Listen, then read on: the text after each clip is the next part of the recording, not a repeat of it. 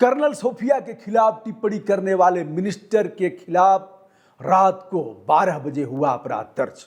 अफरा तफरी मच गई। भाजपा की गवर्नमेंट केंद्र में भी, मध्य प्रदेश में भी, और अपराध दर्ज हो गया।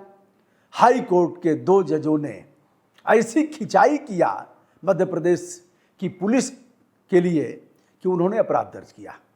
भाग करके मंत्री जी गए सुप्रीम कोर्ट, त्राहिमाम करके कहा, हुजूर हम ऐसा नहीं बोले थे। उसे तोड़ मरोड़ करके प्रेस वालों ने प्रस्तुत किया और यह भी कहा, हुजूर हमने माफी भी मांग लिया अधिवक्ता के माध्यम से। लेकिन सुप्रीम कोर्ट के मुख्य न्यायाधीश, जो 52वें न्यायाधीश हैं, मुख्य न्यायाधीश BR गवई साहब ने जम करके खिंचाई किया। जो पूछा और जो सवाल किया वह काफी चुभने वाले हैं।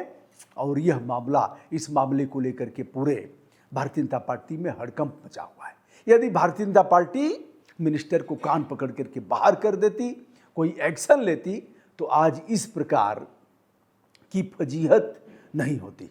लेकिन नेता हैं और इन लोगों को इससे न शर्म है न किसी प्रकार की कोई लाज, यह करते रहते हैं। अब हम अगर ऐसे कहेंगे तो खराब लगेगा, 100 जूता खाए तमाशा घुस के देखे, क्षमा करिएगा लेकिन कुछ ऐसा ही। मध्य प्रदेश के मंत्री हैं कुंवर विजय शाह, यह कद्दावर मिनिस्टर हैं। मामा के साथ भी यह मंत्री थे और मोहन के साथ भी, मामा के साथ, मोहन के साथ, और 7 बार के विधायक हैं। मंत्री जी ने कर्नल सोफिया कुरैशी को लेकर के जो बयान दिया, उस पर काफ़ी राजनीतिक दल के और पूरे देश के लोग हमलावर हैं, गुस्से में हैं, और मंत्री पर कोई एक्शन नहीं हुआ। इसे लेकर के भारतीय जनता पार्टी पर भी निशाना साध रहे हैं। आइए साहब, क्या बोला था पहले वह बताते हैं, फिर उच्च न्यायालय मध्य प्रदेश के 2 न्यायमूर्तियों ने, जिसमें न्यायमूर्ति अतुल श्रीधरन हैं और न्यायमूर्ति अनुराधा शुक्ला हैं, दोनों लोगों ने पुलिस को फटकार लगाया और कहा तत्काल अपराध दर्ज करके और नियमानुसार अन्वेषण करें। जो FIR दर्ज हुआ है उसमें मंत्री जी को 7 साल से लेकर के आजीवन कारावास तक की सजा हो सकती है। उस दर्ज अपराध के बारे में भी हम उन धाराओं के बारे में भी हम अपने ढंग से विवेचन करने वाले हैं। दोस्तों, क्या कहा पहले उसके बारे में हम बताएंगे। और BR गवई, जो माननीय सर्वोच्च न्यायालय के मुख्य न्यायाधीश हैं, उन्होंने किस तरह का सवाल किया, पसीना पसीना हो गए थे उनके अधिवक्ता।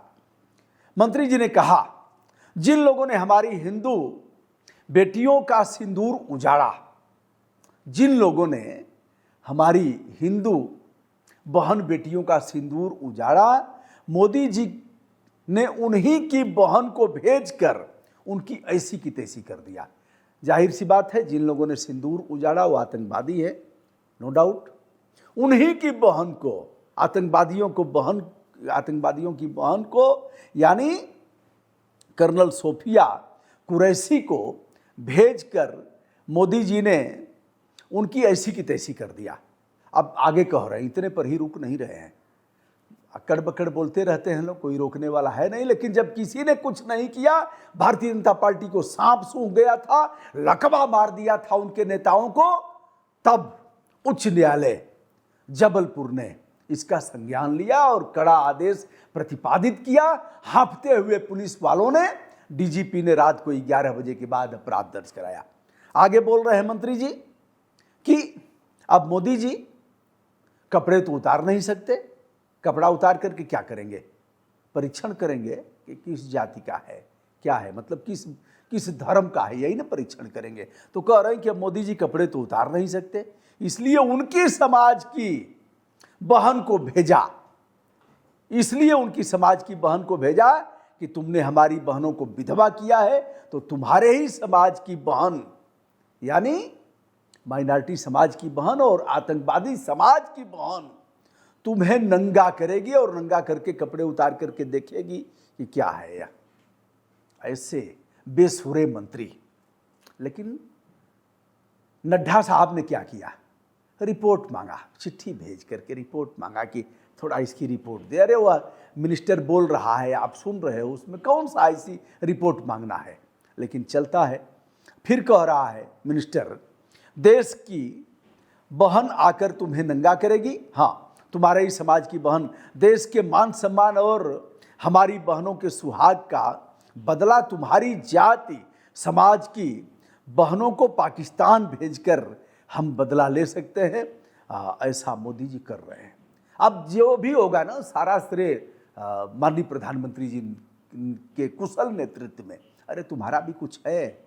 ऐसे ही मुख्यमंत्री जी को लोग होकर के कहते हैं, अधिकारी भी ऐसा ही कहते हैं। इस मामले को लेकर के कुंवर विजय शाह के बयान को लेकर के काफ़ी बवाल मचा और उच्च न्यायालय ने इस पर आदेश दिया अपराध दर्ज करने का। जैसा कि आप जानते हैं 11 बजे रात के बाद अपराध दर्ज हुआ और आनन फानन में उस अपराध को चुनौती देते हुए जो अपराध दर्ज हुआ उनकी धाराओं को बताएं। उसके बाद हम आते हैं कि चीफ जस्टिस ऑफ इंडिया जो 52वें मुख्य न्यायाधीश हैं, उन्होंने किस तरह का तेवर अपनाया और बता दिया हम किसी सरकार के दबाव में काम नहीं करेंगे। अब जो धाराएं हैं BNS यानी भारतीय न्याय संहिता 2023 की धारा है 152, जो भारत की एकता, अखंडता, संप्रभुता को खतरे में डालना, विद्रोह पैदा करना, अलगाव व सशस्त्र बगावत को बढ़ावा देना, इस मामले में 7 साल से लेकर के उम्र कैद की सजा है। यह बहुत खतरनाक धारा है जो उन पर लगी हुई है। अब चूंकि हाई कोर्ट ने संज्ञान लेकर के स्वतः सो मोटो संज्ञान लेते हुए अपराध दर्ज करने का आदेश दिया है, इसलिए हिम्मत नहीं है कि कोई पुलिस वाला और किसी दबाव में, मोहन बाबू के दबाव में, और इस पर फाइनल रिपोर्ट लगा दे। चार्जशीट लगाना ही पड़ेगा। अब क्या होगा? लेकिन अभी तक इतने के बाद भी मिनिस्टर की कुर्सी हटी नहीं। धिक्कार है ऐसे लोगों को कि इतने के बाद भी जहां सुप्रीम कोर्ट और हाई कोर्ट ने संज्ञान लेकर के अपराध दर्ज कराया, स्वतः इसको नैतिकता के आधार पर कुर्सी छोड़ देनी चाहिए। लेकिन चिपके रहेंगे, कारण 100 जूता खाए, जूता से विपरीत कानून का जूता, 100 जूता खाए, तमाशा घुस के देखे। आइए साहब, दूसरी धारा क्या है? 196(1)(b)(1)(b) यह है शत्रुता को बढ़ाने, शांति व्यवस्था को बाधित करने, एक समूह के खिलाफ अपमानजनक शब्दों का प्रयोग करने और हिंसा भड़काने का है, जिसमें 3 साल की सजा और जुर्माना दोनों है। पहले में भी 7 साल की सजा से लेकर के आजीवन कारावास और जुर्माना दोनों है। अब उच्च न्यायालय जबलपुर के 2 न्यायमूर्तियों के खंडपीठ द्वारा स्वतः संज्ञान लिए गए जाने के बाद जो अपराध दर्ज हुआ उसको चुनौती दी गई सुप्रीम कोर्ट में। त्राहिमाम करते हुए मंत्री और सरकार का वकील पहुंचा और वकील ने कहा, साहब हमें सुना नहीं गया, हुजूर और हमारे जो मुवक्किल हैं उन्होंने माफ़ी मांग लिया है, और हुजूर जो मीडिया वाले हैं ना, इनकी हाल तो जानते ही हैं। सरकार यह तब तोड़ मरोड़ करके ऐसे करते हैं, हमारे मुवक्किल की भावना ऐसी नहीं थी। तो क्या कहा chief justice of India BR Gavai साहब ने? उन्होंने कहा, आप किस तरह का बयान दे रहे हैं? क्या सरकार के जिम्मेदार मंत्री के लिए ऐसा करना उचित है? पहला काम, आप किस तरह का बयान दे रहे हैं? क्या सरकार के जिम्मेदार, अब उनका यह भी कहना था कि 7 बार से विधायक और इसके पहले भी मिनिस्टर थे, क्या ऐसे जिम्मेदार जिन्होंने संविधान की शपथ खाया है उनके लिए इस प्रकार का बयान देना उचित है? फिर कह रहे हैं चीफ जस्टिस ऑफ इंडिया संवैधानिक पद पर बैठे हैं, आपसे ऐसी उम्मीद कैसे की जा सकती है? आगे फिर कहा, संवैधानिक पद पर बैठा व्यक्ति क्या सोच समझकर उसे बोलना नहीं चाहिए? डांटा, कड़ी फटकार लगाया। उसके बाद आप जानते हैं ना कि आप कौन हैं?